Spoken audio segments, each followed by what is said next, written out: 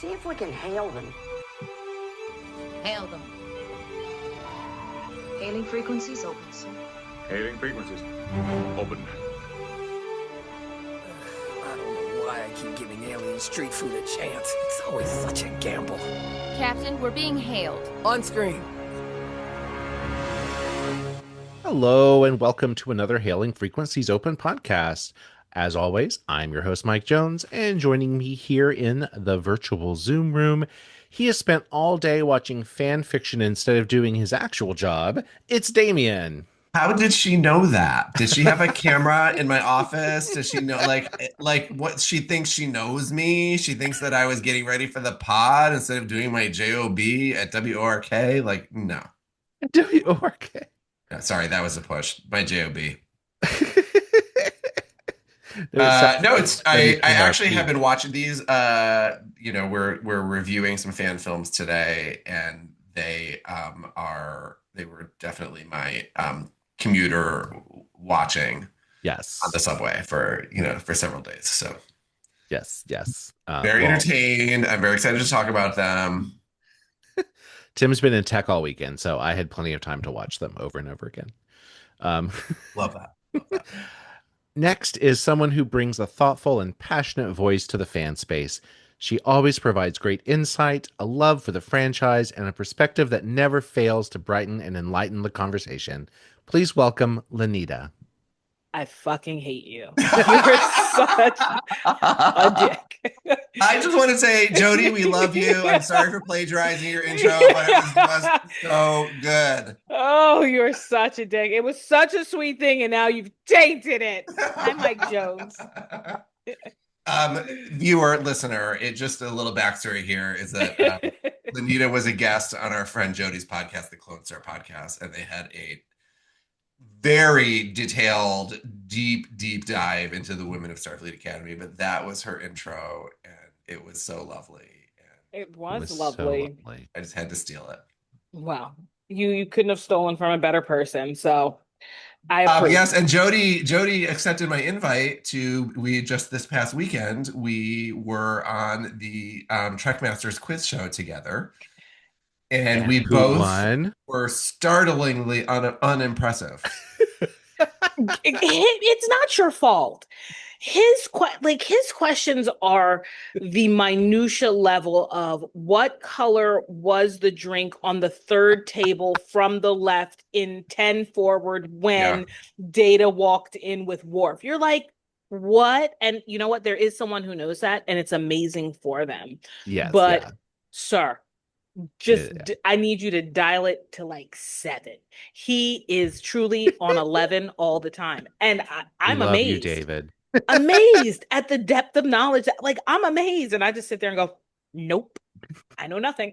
it is, every time we go on it used to be called Trexperts quiz, and now it's Trek Masters. Right. I think because they were likely being confused with the Inglorious Trexperts. The Inglorious Trexperts, yeah. I would suspect that was the reason they changed it. That makes sense. Yeah, every time we have been lucky enough to go on their show, I always feel like, oh, do I actually not know Star Trek? And think if that's how you feel. Think about how I feel. Well, also it just is like it shows how like impossible it is to really be a human Star Trek encyclopedia because of like you can sit and watch an episode and the depth of detail that they go into in just the technobabble. Yep. I'm sure has trivia questions that we would all get wrong immediately after watching it because we all listen to that stuff to glean larger meaning as opposed to like what really happens when you reverse the polarity of the tachyon pulse, It's in the name, trivia. It is trivial. You know what I mean? Like that's why I've never been good at trivia in general, because I'm not good with names and dates. And places. Or things. Concepts. Well, I'll tell you what, I won by 1.5. You did. And the quiz was about the Doctor, and it was the Doctor through Voyager, Prodigy, and Academy. And so I was smart. That's a smart it was a great through line. Like the question, they did a really good job. Like thematically putting the questions together and stuff. But I was like, do I cram for this? Like, do I? So I would, and it was on a Saturday. And so I was like, you know what? I'm going to watch one episode. And I watched Just the one. episode Real Life, which is the episode where he Mm. raises of Voyager, where Mm. he raises the holographic children and has a holographic wife. And his name in that episode to his family was Kenneth. And that was a trivia question. And the only reason I got it is because I had watched it just Th- that day. So That's otherwise, I would have only awesome. won by a half a point. I don't remember what the half a point was, but When I logged on, it was you each had half a point from some reason, yeah. but you were still up a point. I think you were up maybe 1 or 2 points, but each of you had one half a point somehow. And I was like, oh, he gave them something. It was a There two-parter. was some sort of charity. There's Yeah. some Yeah, sort of, where he was I like, don't remember what it was. you Yeah. kind of got it, which Well, I you do got part of appreciate. that. I appreciate that he does that, but Mhm. no. Yeah, Yeah, you should it's- go watch it. There'll be a replay. You should go watch it. It's good times. Yes, you can find them over And- at Trek Masters on YouTube. Master's Quiz. And it was a great Yes. opportunity to hang out with Jody to Oh yeah. once again, entangle ourselves there. We love her. So. Speaking of other friends on the internet, so today we have an exciting topic. We recently interviewed Samuel Cockings from Trek Shorts. I keep wanting to say Short Treks. Fan films, and he gave us a little advanced screener. Although it took us a few days, it's out now. It's no longer advanced, but we got to see it a few days early. I worry that he thinks we move faster than we do. I know. And we rushed. We did because We we got bumped this things up. we got this information 5 days ago, and here we are. Right. A+ to us. So yes, the episode is called Legacy Returns, and I will have a link to it in the description. But please take a moment to watch it. It's like less than, if you don't watch the credits, which, watch the credits. But if you don't watch the credits, it's like less than 20 minutes. It's really, Yes. they're really short. It's like a 15-minute thing, really. Because, spoilers, Spoilers red alert. abound.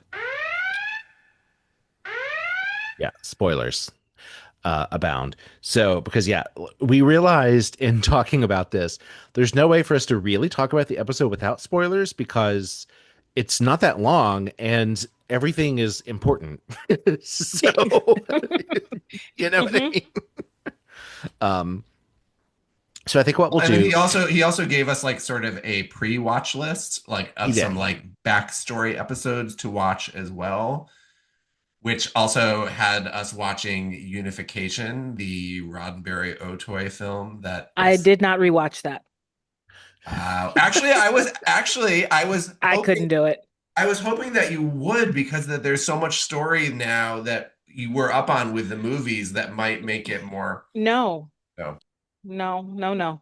I'd rather watch the new stuff. I watched the stuff he made. Thank you. It's not for me. That one's not for me. So we watched the prelude to and it's not just Unification. I didn't realize until I rewatched it and watched something about it that the full title has like these numbers before it, and that is the serial number of Yeoman, like what's her name in the beginning? Yeoman Colt. So this Yeoman is like, Colt, who's this is only in the like- cage. I'm Like, not even sure that I can get this right because it is not evident from watching the movie, right? no. And it's funny because the last time we mentioned this, and I won't get stuck on the short, Lanita, I promise. But No, you're fine. You're fine. the We can last- talk about it. I just the didn't last watch time it again. the last time that I did, she was like, "You said all these things about it." I'm like, "No, these are the things." The reason that I know all these things is because the people who made it said the things, which is the only reason that I understand what they made. Which is Yes. it's Fair enough. Okay.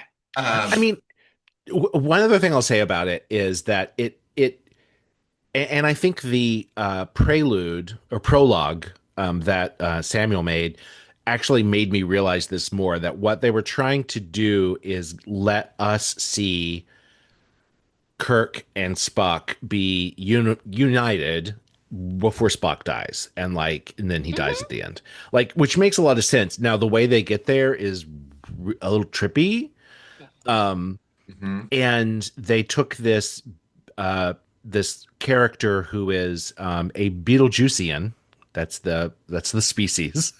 Wait, I actually had just tried to look this up. Have we seen a Beetlejuicean apart from this character? Yes. Where? Okay, so we see one once in Discovery when uh oh, what's his name? Uh no, I'm Give me who terrible. he is. Who is it? The guy who always wears a suit and the glasses and Dr. Dr. Kovich Povich. from Discovery. Thank you. I was like, it's Good not job. You just have to Povich. describe him. Somebody's gonna know. Yeah. It's the scene with him telling Jojo that she is like out of phase because she's from a different dimension or Right. Yes. They whatever. showed Okay. him as an example of someone who time traveled between Yeah. And Kelvin they said timeline and prime Yes. time. this guy Yes. is from the Kelvin Kelvin timeline. timeline. Right. Yes. And I thought that's the first time we'd seen that character too, but no, we have seen Beetlejuiceans before, but they're always in like background characters. There's one in a crowd scene in the motion picture, but there were a lot of weird masked characters in the background of the motion picture. Now, who And named them? Is that a real name or is that the name that we've given them? It's literally I mean, according to Memory Alpha, they're called Beetlejuiceans. Y'all, the fact that y'all are saying Beetlejuice is just but it wrong. sounds like okay. And The name wait, actually, do you know what their Beetlejuicean. language is? I'm getting this from Memory Alpha. I shouldn't Yeah. be looking at Memory Alpha on the Yes, pod. you should. Go ahead. It's You fine. know what their language Fact is? checking. What? A Beetlejuicean. What language do you think they speak? Beetlejuicean. Beetlejuicean. Oh my God. I'm reading this on Memory Alpha too. The name Beetlejuicean was introduced to the world 6 months before the release of the motion picture in '79.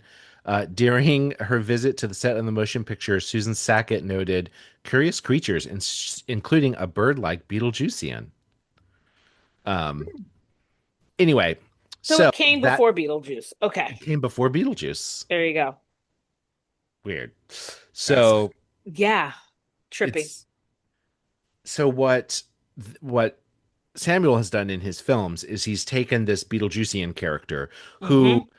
who we also see in the Otoy's unification in that Kirk connects with him and he hands him his comm badge thing or whatever. But what we learn is that he is traveling through time, the Beetlejuicean character whose name is Hmm. Yor. Yes. Um, and he kind of exists out of time and he's trying to make things happen. Like he wanted to make sure for whatever reason that Spock and Kirk are together before Spock dies. So he pops up several times in these fan films. And it's interesting that they haven't cast a physical actor as this role. Probably the makeup would be cost prohibitive. So he's Correct. CGI Yeah. He's the and Adjustment Bureau. his mouth doesn't move when he talks. Or No, you know what because he's like? He's like the Doctor Who aliens. Oh God, I'm gonna lose it. I'm gonna lose it. The ones that have like the suit and tie, and they're Oh, in the Rory oh, and Amy episodes, right? yes. That yeah. they see them, but they forget that they saw them, and Correct. Yes. it's gonna drive It's me okay. crazy. It's he's a combination, or the species is a combination of the Adjustment Bureau and Men in Black. You forget that you've Right. seen You them also forgot that you saw them. because she didn't remember that she didn't really remember it until, well, I'm jumping ahead, but Yeah. yeah, like She's they like, oh wipe, yeah, you were yeah, there. there. Yeah, they wipe your mind, and also, but also they're like betazoids that I think that they don't speak. They are telepathic. Like They're even though communicating telepathically. they're communicating telepathically. And That they makes also have sense. powers that Q has, like stopping time. Come on. They're Right. very Well, they're very powerful, yeah. these creatures. Um, Hugh and Zach from Saved by the Bell. Um, so I think what I'll do is I wrote a little quick Synopsis. So synopsis. So we'll go through that, and then we'll jump out and just talk about things. okay. So we start with the USS Resolute in orbit or docked at Starbase 80, who we saw Starbase 80 in Lower Decks. And they're stuck there on this mission. But Dr. Nielsen, who is a recurring character in these fan films, Mm-hmm. um, played by Marie Louise Slaveng, maybe is how you pronounce the Sure. last name. Let's go with it. Um, so she is like, yeah, I have to be somewhere. I have to get to the Majestic, which I assume is another ship. I don't think they ever really say the USS Majestic, but It's another um, ship. I propose because she's got another interview. Is she going on? right. You've already started. I've already got Good, questions. great. Is No, she Jump sure. in. I going? got questions too. Is she going on job interviews to find a ship to be a doctor on a ship?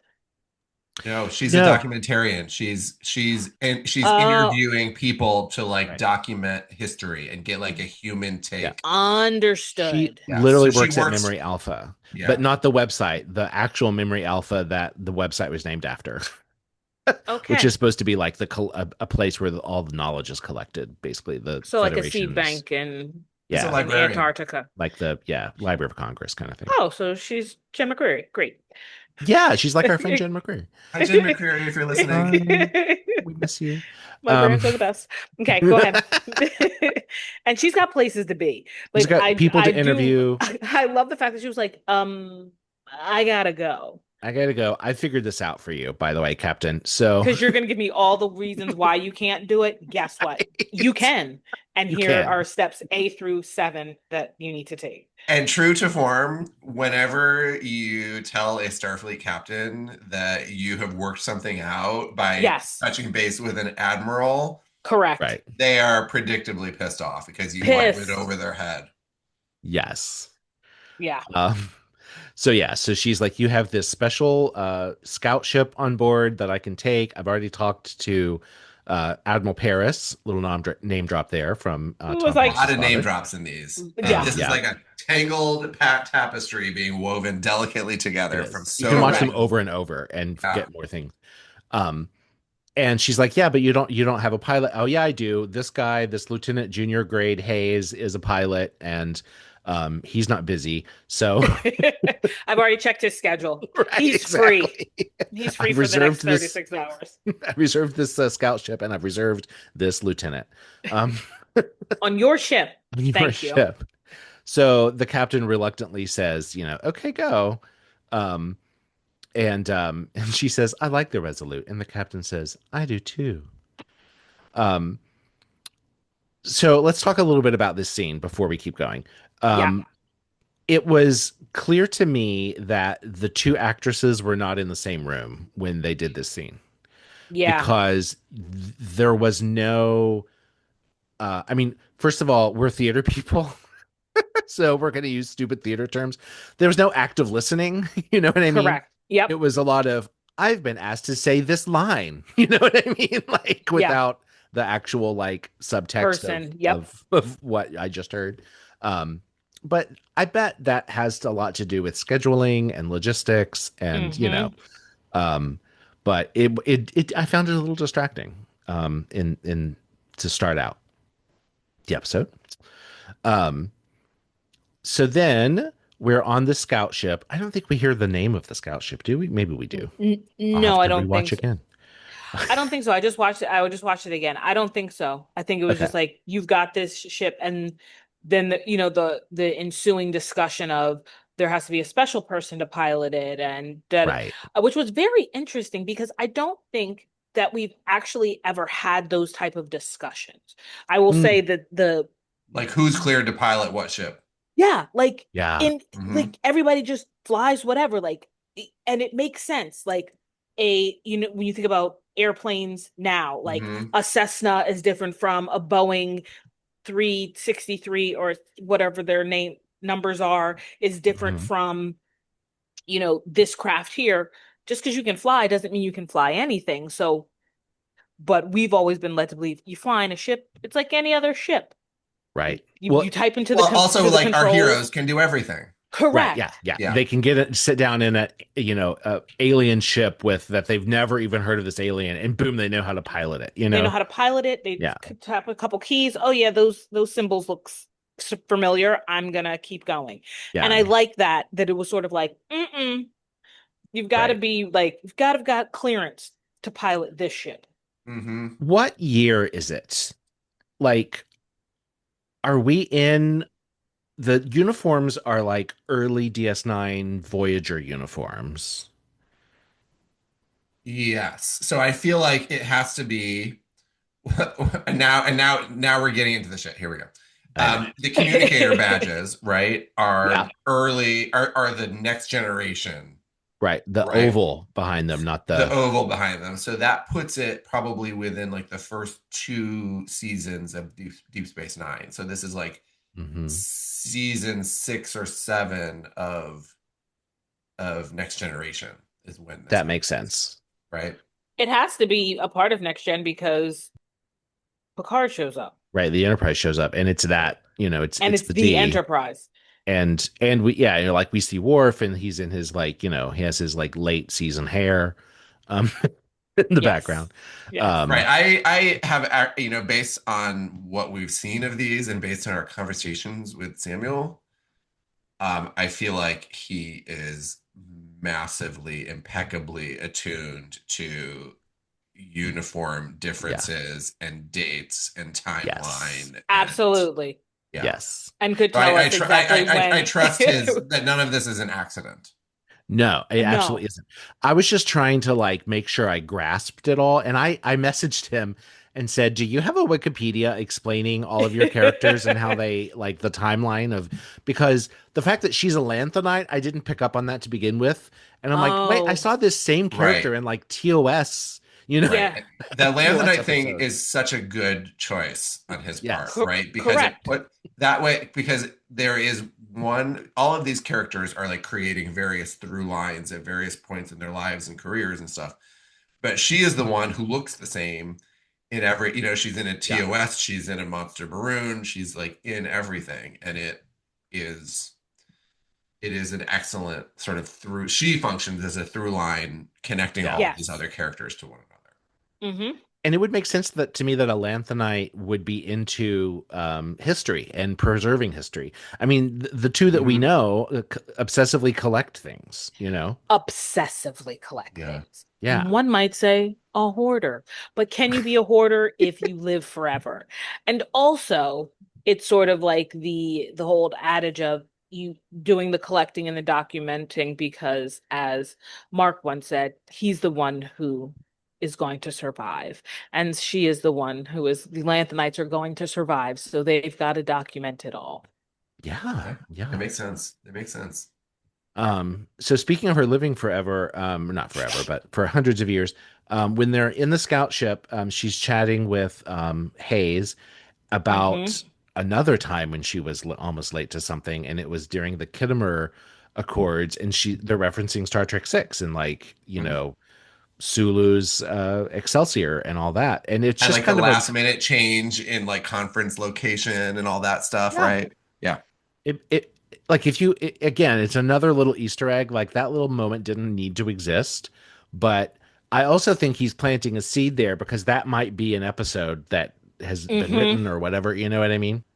Yep. Um, and then they mentioned the loss of the USS Vigilance. Vigilance?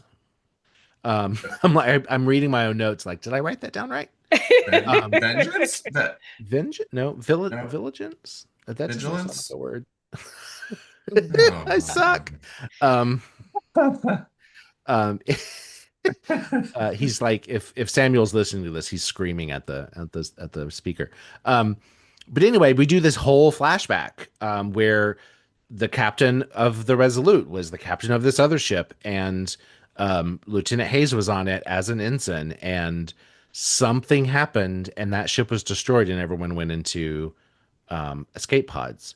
And that's referenced in another episode, but again, I don't think they really explain what happens. So they're more peppering little things to, throwing out little threads, I think, to weave in other episodes. Yeah, Right. why wouldn't you? And it seems like the story is that the Venture, why can't we remember the name of this ship? Um, that Because that's not our skill set. It's not our skill set. We just talked it's about not that our off the pod. we are not ship nerds. But I gotta Mike tell you, Jones is kind of a ship nerd. the Resolute, is that a ship that we've seen before, or is that a new design from Samuel? Oh, no, I think it is a design that we've seen before as like a background ship Okay. in TNG, I think. Because a Um, little bit, well, now I'm gonna say I'm not a ship nerd, and I'm gonna be have a ship nerd moment. But Yes, uh, you are. That's what I'm saying. Like, what are y'all talking about? Y'all know the the classes. I'm like, okay, what? You're like, oh yeah, it's a C class. It's an E. When they started talking about ships and oh yeah, that's a E class and it's supposed to be 150 meters. I'm like, what? Who know?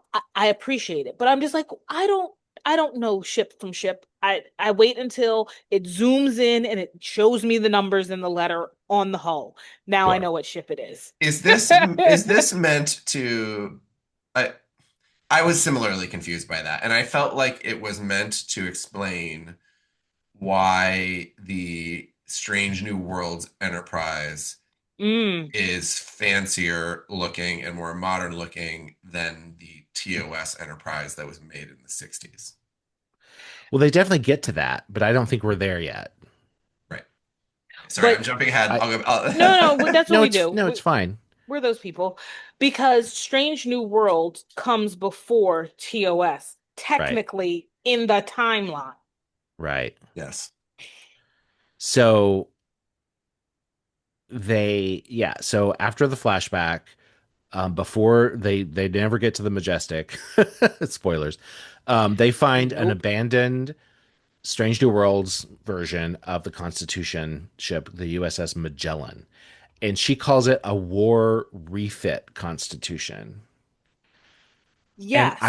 I think what they're trying to weave together here, because I've always decided, I mean, I made a whole timeline graphic that the Discovery Strange New World timeline is separate from the Yes. TOS TNG timeline, that they're actually not the same because the technology doesn't make sense. But Mm-hmm. what they're saying is that like Pike's original Enterprise looked like, it did in the cage. And then this war started and they refit the Enterprise to look like the Strange New Worlds Enterprise. And then once that war is over, they're going to refit it back to look like the TOS Enterprise. So that it's a warship that needs this capability, but once there's peace, there's no need to have all the bells and whistles. That's what I took out of it. Because she said, I remember when this was old and new and old again,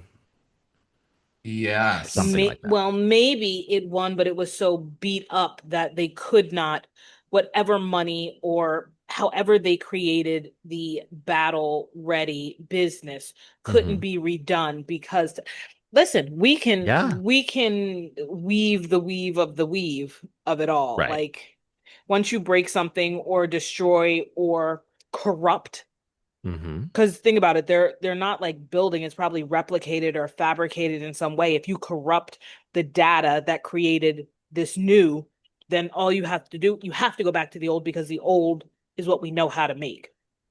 Yeah, right. I Like mean, programming it's a replicator to make your burger, it loses it. Well, guess you're having chicken fingers. right because we already know how to make chicken fingers. Um, See, Yeah. it's funny because for me, this is not an issue. Like if there's going to be a prequel to TOS on that same Enterprise that is made in the 2020s, yeah, of course it's going to look cuter than the one that was made in the 60s. Like they have, Yeah. yes, they're not gonna do a 60s style Enterprise in the 2020s. It just is no, like, so because the fan audience films member did that. don't need that explained, but I Right. And I think there's something to be said for like the ship nerd that wants to reconcile the yes. real world, Yes. issues. Um, so I think I get it. And they even go out of their way to talk about it. Like Mm-hmm. the she gets power to the bridge and he talks about like, oh, why are there lights in everything, even the handrails, um she's like, look down, no carpet. Why is there a window instead of a view screen? Like they point out all of that, and her basic excuse is like, it was Starfleet's flashy time, it was a brief period where they tried to use windows instead, like, like it was like justification excuses for Mm. those real world design choices, um which I thought it was fine. It was a valiant effort to explain them Yeah, yeah, if yeah, you yeah. need it explained. um you know, they play back a log from Commander Foley, who was on that ship, who's another character that we see over and over again. So he is a commander on this ship. He goes on to be the captain of a dreadnought ship, a dreadnought class ship, which looks like the 60s. You know what I mean? So we see him here on this advanced ship, knowing that later he's going to be captain on a it's like it's hard to wrap my brain around, but it was nice to see him, and I think they had de-aged him. Mm-hmm. Looking at, you know what I mean, like just knowing what he looks like because he's the co-host of Trek Yards, so I've watched a lot of his videos. Oh, Um, interesting. but if I wouldn't have looked at him and thought, oh, he's been de-aged, if I didn't know what he looked like. I thought the de-aging Yeah. was really good. Um, so we learned that the ship is stuck by an anomaly, and they had to abandon her. And then Yor shows up, the Beetlejuicean, the Mm-hmm. telepathic Beetlejuicean. Mm-hmm. She recognizes him, and he is like, "I've brought this ship to here now." And she says she wants to know why, and he's like, basically, I can't answer that. I He am couldn't answer a lot. mysterious. Yeah, he is very mysterious. It's calling back to the thing that we watched before we got to this one, where I can't, what was the name of it where he kept asking where Kirk was?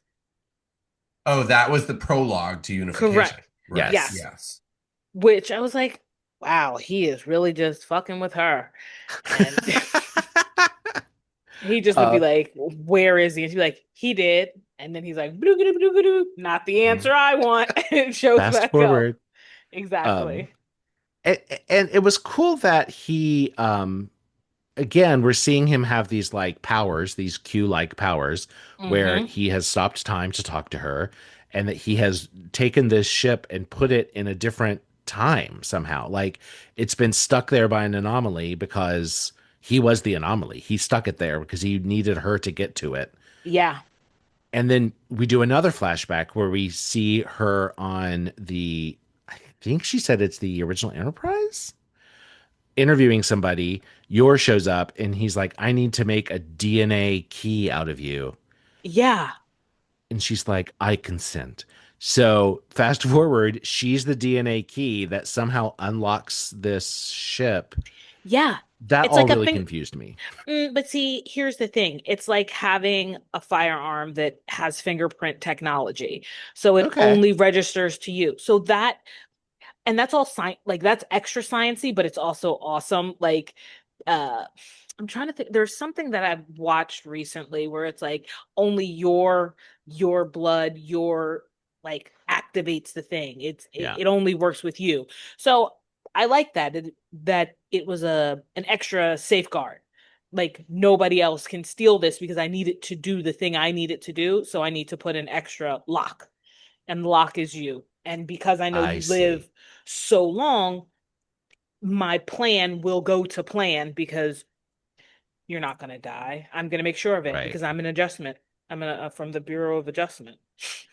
So no one had discovered this ship that was stuck there before them. Guarantee you that it was cloaked or in some type of haze of in a Hmm. nebula that you I'm explaining it, but I know that that's the way it works, where Right, it's right. like, oh, this thing is docked somewhere and there is a shield put on it or some type of cloak that it can't be hit, it can't be seen, it can't be detected by anything Mhm. because of his special powers to be able to do it. So then, as And it, and the ship that they're hiding is the Magellan? Is yeah, the ship that they're on? Yes. So okay. because it's no longer hidden. They found it, and but they can't move it, and then they can because she's there and she's the key.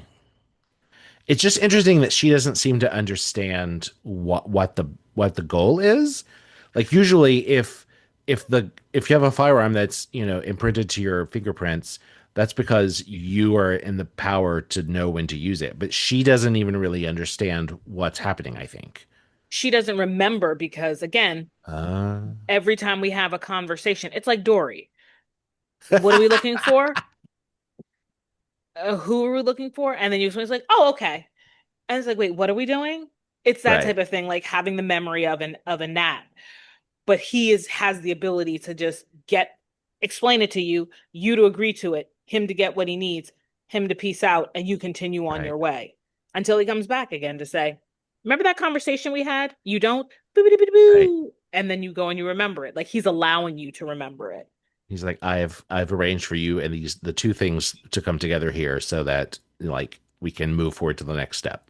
Correct. Um, And she, in the flashback, agreed to be made the DNA key Hmm. yes. because she has seen him at work and that his plans are benevolent in general. So Hmm. she knows that whatever Hmm. he's got in Yeah. mind is He's He's almost not like something a that she, evil. traveler. yes. Hello. Yeah. The Doctor Who aliens are called the Silence. The silence. Yes. Yeah. Um, so yours says, hey, the Enterprise D is going to show up and you're going to like it. So and then he goes away. And then the Enterprise D shows up and they like it. Um, And they like it. That is so funny. It's gonna show up and you're gonna like it. That's hilarious. That that's is exactly what he says. But no, I mean, you know, it's it's perfect. he's just like, It's this is the perfect. plan. This is what's happening. The Enterprise D is coming. And then we see, during a voiceover, so there's not an actual dialogue scene. Dr. Nilsson. Nielsen, thank you, um, speaking to Captain Picard with Worf in the background. Um, and again, I think that helps place it in where we are, like we said Hmm. earlier.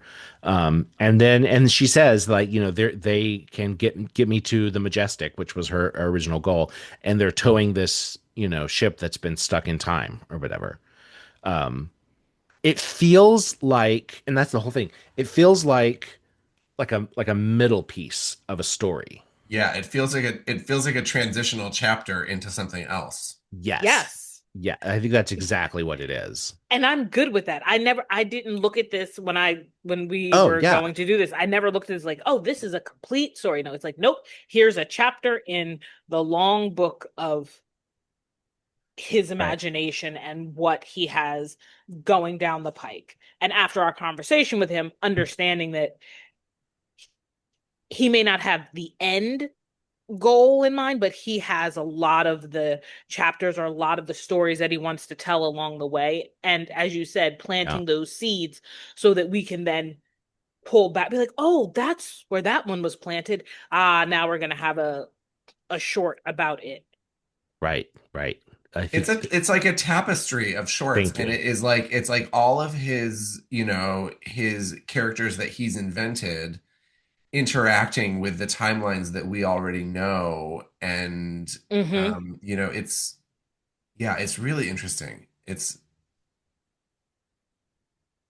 It Yeah, is. that's what I got.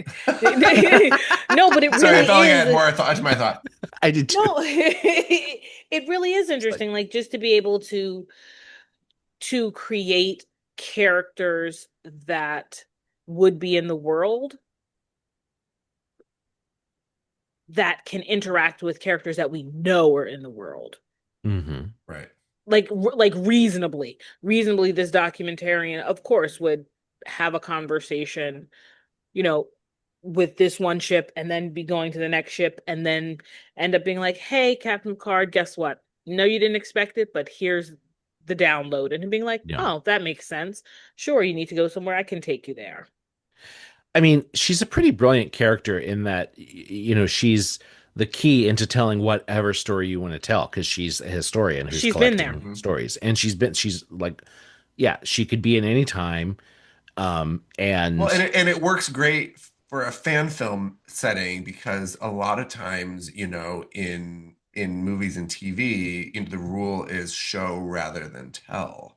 mhm, Mm, And they're trying to tell stories on a limited budget with limited actors, um, and so that sort of that storytelling device that one character sits down and sort of relates the tale to her mm-hmm. mhm, sort of fills in a lot of the gaps that you would get from, you know, high budget showing yeah. rather than telling. If that makes Correct. sense. Yeah. Um, yeah. Speaking of budget, I mean, let's talk a little bit about the just the production values. Like all of the exterior ship shots, I thought were Crazy. amazing. But, Like, like Crazy. wild, like it's like wild. amazing. It blows your mind. You're like, It fan? does, Really? Like, are you sure? Are you right? sure? That's Like why I asked the question. they're not just like playing Star Trek Online and recording their screen and saying that's the ship. Like these are like there's a lot of time and love and effort put into these, you know, really TV quality, like professional quality, you know. Mm-hmm. Yeah, and it's really interesting. Like I was looking at, so maybe these are ships that we've seen before in the background, but the Resolute was a really interesting looking ship. Like it Hmm. had all sorts, it had that Federation shape to it, but it had what seemed like additional smaller nacelles in the middle, and it was it and the level of like it zoomed in close and you could see the detail in it all, and it Hmm. was really fascinating to look at. Um, Is there, random question, is there some catalog of all of the ships that we have seen in all of Star Trek? You're gonna probably say yes, some nerd somewhere has it, but I just wonder, like, Well, does Memory Alpha have that, or is there like a ship wiki that somebody? There's got to be somebody who's like, because I that would think be Memory so Alpha interesting has to it. me. Hmm. Because I think about um cadet school where they had all of the ships show up Hmm. mhm, and there were hundreds yeah, of different styles. And it's Yeah. like, and I think, and I'm like thinking to myself, sort of like a car manufacturer, where it's like, okay, Ford, we've got the sedan, the coupe, the truck, the SUV, the hatchback. Like, do you know what I mean? Like, so in that class, so like C class ships, we have the double nacelle, the one with the saucer that can go away, the one that, is smaller for war. That's what I think about. And I just wonder if there is something. I mean, not well, and enough for they me to borrow like, a lot of these from Star Trek Online, right? The not like, and I'm not saying that he borrows the actual images because he clearly Right. is generating those yes, he I makes think all of on the I it. think it images. goes both ways. I think there are a lot of fan created ships that were made for other things that are in Star Trek Online. Yeah, You know what I mean? I think but that I think actually the series themselves borrow from Star Trek Online. Like oh I yeah. think that there are ships that have Hmm. appeared Oh, essentially like on actual Picard. yeah, the Enterprise Um, F, right? Is it the F or the G? See, now you lens. lost me. Yeah. Well, in that last season of Picard, the one that Captain what's her name from um um oh my god, this is why I'm And we bad got at proper names. nouns. Proper nouns. Lanita, So your bad with condition proper is nouns. contagious. Mike's got it now. Right. She's in Best of Shelby. Captain Shelby is Oh on, yes, she's an admiral and she's on the bridge of that ship and yes, it's an Enterprise. That ship was originally designed for Star Trek Online by a fan.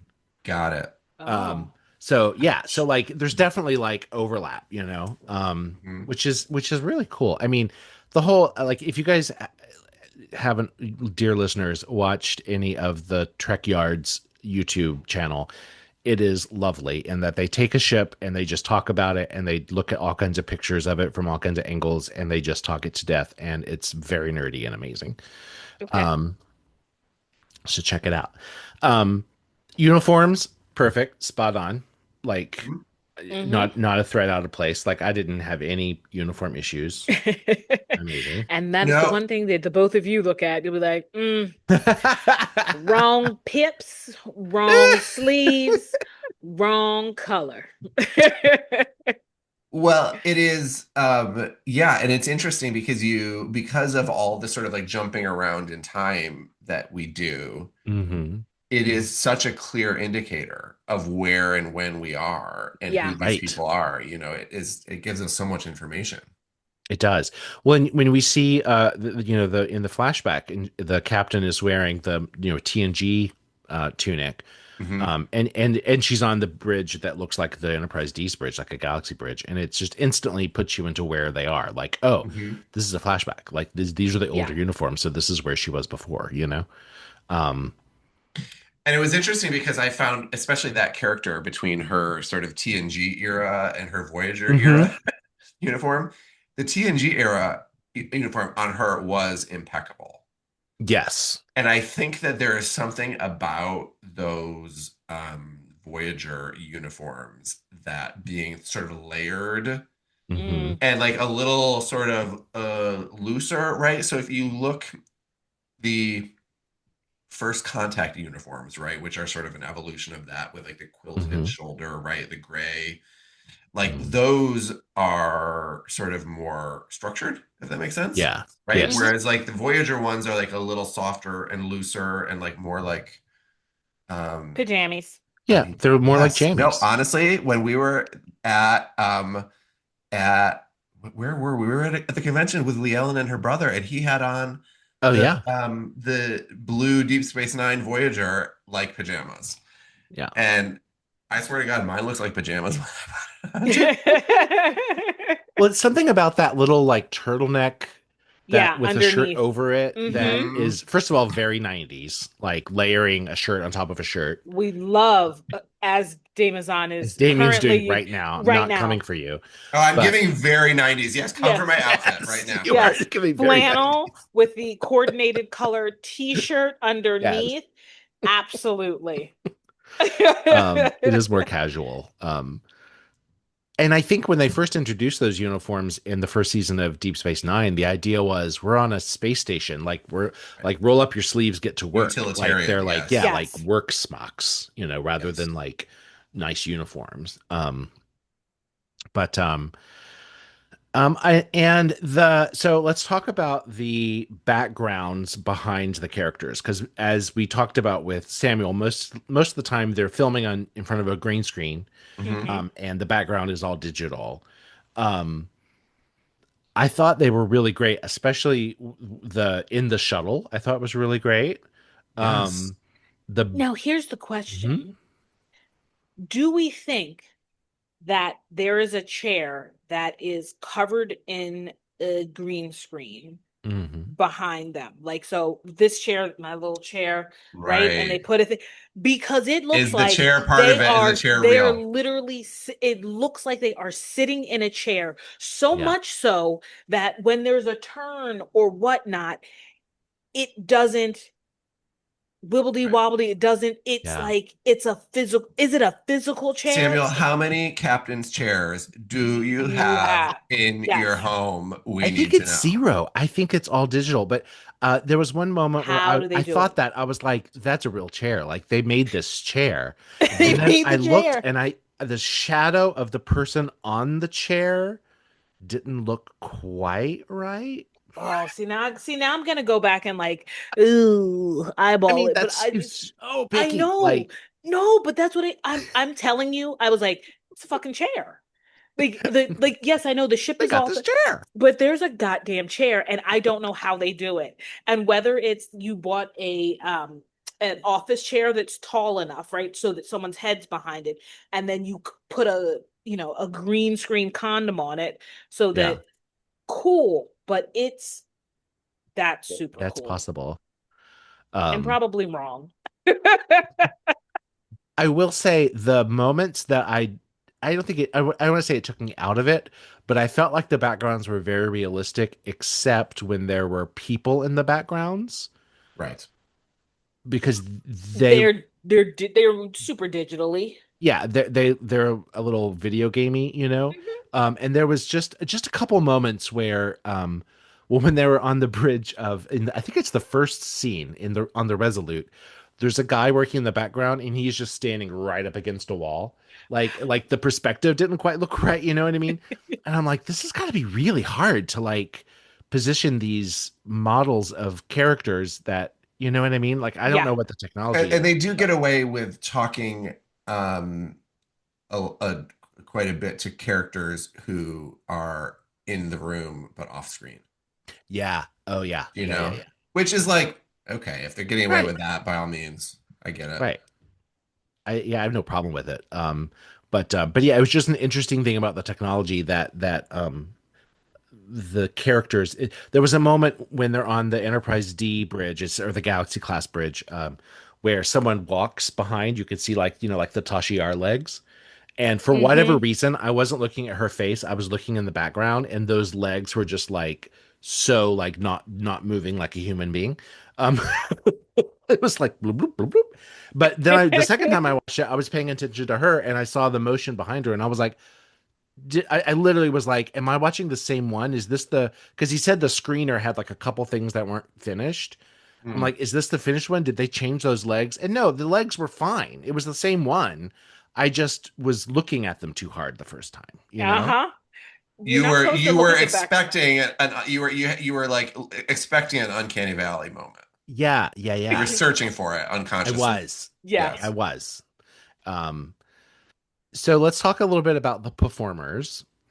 So we including hearing voices and seeing faces, we see Dr. Nielsen, played by Marie Louise, and Lieutenant Hayes, played by Cam Rajah. Okay. Sorry if I'm mispronouncing that. And Captain Keller, played by Alexa Brown, and we hear Captain or Commander Foley's voice, voiced by Stuart Foley. I think that's it. Um, so first of all, amazing that like it was interesting to hear him say that not all these aren't just all people that live near him. You know what I mean? Like they're traveling. There's flights. There's He'll bring them in, hotels. he'll house them, Yeah, he'll and they'll film a bunch of things. You know what I mean? Um, so the thought of someone being in town and being like filming bits for several episodes made me think that like that's got to be difficult to like not necessarily know like when you make a movie you often film out of order, but this is like maybe making several episodes filming out of order. You know what I mean? That's got Mm-hmm. to be hard for an actor right. to wrap their head around. He's got a complex matrix of stories in the air all at once between several different episodes. So Yes, yeah, I think you're exactly yeah, right. Um, and I thought, yeah, I mean, I thought everyone did a great job. It's perhaps a little stilted. Like I said earlier about like scenes not really connecting with your scene partner and thinking that maybe they were recorded separately. There Mm-hmm. was a little bit of that. Um, but for fans making a movie, I was really impressed. really high level. Yeah. Yeah. Yeah. Um, what So else? my question, do we know? So the sort of like thrust of the story of this short that we watched is The thrust that of the they story? what the thrust The Yeah. thrust. Am I, thrust? Just sorry, your choice of words there. We're like, sorry. okay. Go ahead. We're gonna thrust again here and see if we can get through this. That is the discovery of the Magellan and the recovery of it, Hmm. Yes. right? Which has somehow been provoked by Yor, who Hmm. is the time traveling alien like the Silence. Correct. Hmm. And so they discover it, it's been recovered. Mm-hmm. And on our next episode, we'll find out why. Got it. Hmm. Okay. I just want to make like we don't It's understand the no, it's no, significance of this no, ship and no, why it's it's We just don't. important no, and why it no, needed to it's be. just a piece. Nope, Yeah. It's a not at piece of a all. larger puzzle, and we Correct. accept it as that. We Yes. currently have a piece. I will say, I think because it's a middle, a bridge episode, I think between two thoughts. Um, I did want. I always want humor, but I wanted a little bit more like a little more energy and humor in some of the moments. Mhm. But to do that, you really have to have developed the characters and their relationships in a way that if you're just bridging, that doesn't lend itself to those kinds of scenes. You know what I mean? Yeah. But I don't know. I mean, that's a real nitpick. But it would make them seem more like real human beings and it is the difference, really. This felt script wise more like a 90s Trek episode. Mm. than a modern Trek in the way that they spoke. They weren't using modern Mm. vernacular. Yeah. Yeah. You know, Yeah. and It wasn't casual. It was in yes, that sort of like, yeah, it's the way that I've next grown, Business. generation characters talk to each other. Very yes, I've grown business. so used to that casual, that like, what did the doctor Hey, say? asshole. Like Asshole number shitstorm or one, asshole something. number Yeah, two. Yeah. Yeah. exactly. Yeah. Yeah. That I was like kind of expecting that. Mhm. But that's not fair to expect that, obviously. But yeah, that was another thought that I had. Mhm. Do we think that the doctor and the pilot were filming Doing it. together? Just kidding. Yes, That's where they were. Were they fucking? Are they fucking? they are. They had A a lot little of sexual tension there. lot of questions. The Kittimer, you were on that? Tell me more. We were in pods. We had a long shuttle ride together. Do we think that, because I understand what you're saying about the fact that the captain on the ship and the doctor, like, yes, you clearly not like you, even though there was like a little dirty coverage of the shoulder when Yeah. you saw her, it's not necessarily that they were in scene together. Fine. Mhm. You gotta do what you gotta do. It seemed like more likely than not that the doctor and the pilot, their conversation seemed a little more active listening. Right. It felt like they were in the room Yes. together. That It Yes. they did feel like they were in the room or together. at least it just did. No, not at least. It Yeah. felt like they were in the room together, and the conversations that they were having were more like the conversations we're having, where it wasn't such a long sort of pause or it just, it felt Is that a it cut? Am flowed. I long pauses that I have to cut out? I know. I love the long pauses. It's because we're thoughtful. We don't just talk. That's Um, true. Yeah.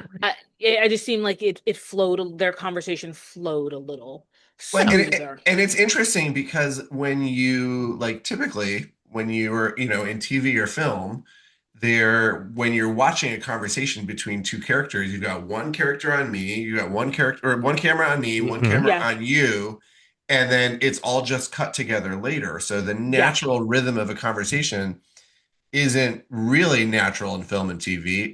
Right. It is put together to feel natural in an editing Correct. kind of way. Yeah. Correct. And I think the reason that you felt the difference in the earlier scene where I think we feel like they weren't in the room together is in the listening, right? In that Yeah. part of what you're doing if the camera Yeah. is on you and you're not talking, Yep. you're processing that information in Yep. real time, so it feels real. Yeah. Yeah. That's it. Um, It would just be nice to be like, okay, you're not just giving your lines, you're also remembering that in between your lines there's something else coming back to you. And so a little active listening nod that we all do, mm, even though we know that this right. is filmed in speaker view. So you're not going to see me when I readjust in my chair if I'm not talking. You have to sort of do that. You have to sort of do that when you're filming. Like that's what's if you notice, that's really what's interesting about TV and film, how if they're doing the over the shoulder and you're seeing the person that you're seeing is talking, you notice that the person whose head you're seeing is sort of like slightly nodding, but not really, because Alive, showing you life. like, just a little bit, because you can't Yeah. move too much because it'll Right. mess up the edit. But you Yes. do, and also when they change it and you notice that the mouth isn't matching with actual Yes. I love it. I love like seeing those little things. But yeah, just I a do little bit too. more of a or an eye or a flick or a glint or something would have, I Yeah. think, Yeah. pulled that slightly together more. But Tied it's them in. impressive. It's fucking impressive. It is impressive. You're just a random, I mean, not random, but I mean, like, you're a guy who likes Yeah. to do it, who's a filmmaker who said, guess what I'm gonna make? Right. Like original Yeah. Star Trek content Right. as a So fan film. I have a larger question about all of this. And I guess it is, so we are in this era of Star Trek that is on shaky ground now, right? Yes. Like there's no new Star Trek in production. Yeah. And it has sort of felt like, that new Trek is based on Star Trek 2009. It is big, splashy, cinematic, and expensive, Mm-hmm. Mhm. right? And so Samuel is doing these on a limited budget, and it really feels like the the expensive Star Trek that we've been getting for the last 10 years now, right? The Mm-hmm. business model feels like it's not working because the shows are getting canceled and it doesn't feel like they're prioritizing them, right? Mhm. So looking at these fan films, the people with the money and the budget, what's to be learned from this kind of filmmaking? Like, is there Mm. a takeaway that we can see that like Paramount Trek can look at something like this and learn something? Yeah. Is there something to be gleaned from that? Like, That just give us a good story, and yeah. we don't really need an explosion every other episode. That we can sort of go back to the Deep Space Nine of it all, where it was just things happened and not everything was the world is coming to an end. Like I Yeah. enjoy Discovery. I enjoy that. I do enjoy the action packed of it all, but Mhm. it also, but honestly, one of my favorite it just is are the first two episodes of the original series, The Cage. Like there is some like Mhm. setting that world setting is it just it's amazing to me. Like it what really happens? What is the flashiest thing that happens? They try to laser through the wall of the Yeah. cage.